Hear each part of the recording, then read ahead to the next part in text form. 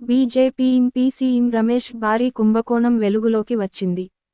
MP CM రమేష్పై forgery case. BJP MP CM రమేష్పై HYD Jubilee Hills police స్టేషన్లో హైదరాబాద్ ఫోర్జరీ కేసు నమోదైంది. పీసీఈలనే ఉమ్మడి భాగస్వామ్య సంస్థలో ఫోర్జరీ చేసి ఆయన 450 కోట్ల రూపాయలు కొట్టేశారని ఆరోపిస్తూ సినీనటుడు వేణు పోలీసులకు ఫిర్యాదు చేశారు.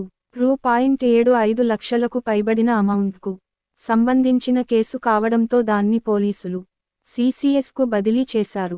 రమేష్ ఇప్పటికే రూ.1000 కోట్ల 450 కోట్ల కుంభకోణానికి పాల్పడ్డారని వేణు తరఫున హాజరైన కావూరి భాస్కర్రావు ఆరోపించారు. దీంతో బీజేపీ పార్టీ ఏ చర్యలు తీసుకుంటుంది ఉత్కంఠ నెలకొంది. బీజేపీ ఎంపీ సీఎం రమేష్ భారీ కుంభకోణం వెలుగులోకి వచ్చింది.